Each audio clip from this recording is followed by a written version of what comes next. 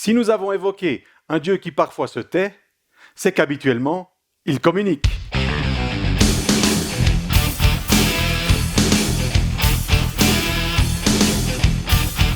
Bonjour chers internautes, merci de nous suivre en ce mercredi 13 mai 2020.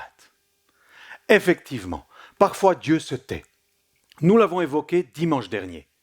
Mais si cela est surprenant, c'est que justement, habituellement, Dieu est un communicateur. Il veut se faire connaître et aime dialoguer avec ses créatures.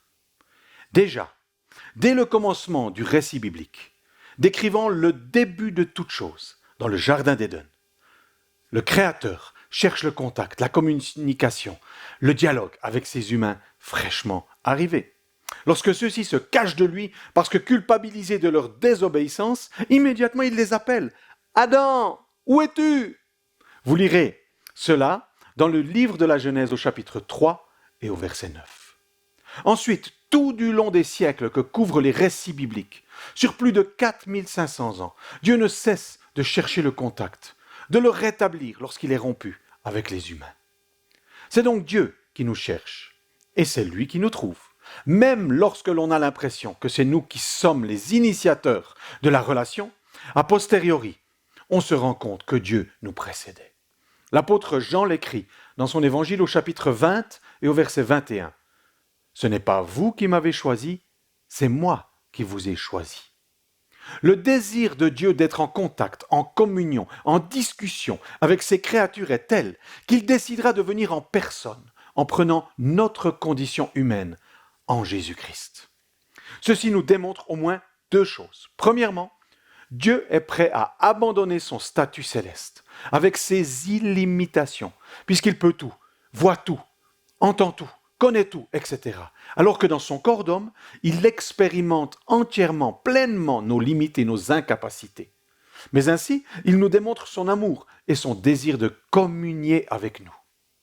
Deuxièmement, il prouve la validité de sa création.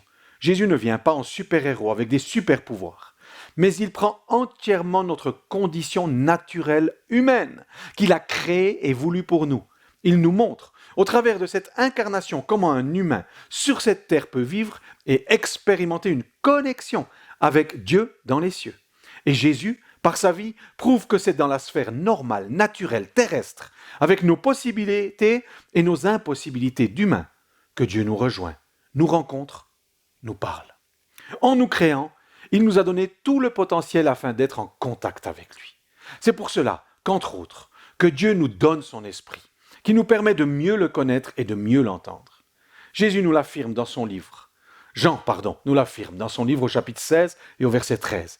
Quand il sera venu, lui, l'Esprit de vérité, il vous conduira dans toute la vérité, car ses paroles ne viendront pas de lui-même, mais il parlera de tout ce qu'il aura entendu et vous annoncera les choses à venir.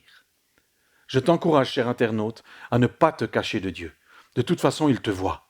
Au contraire, réponds à ses invitations au dialogue, au partage, et apprends à écouter et reconnaître sa voix. Dieu veut te parler, te communiquer son amour et des tas d'autres choses. Alors, vis ta vie d'humain et laisse-toi rejoindre par ton Dieu. Bonne semaine et à dimanche.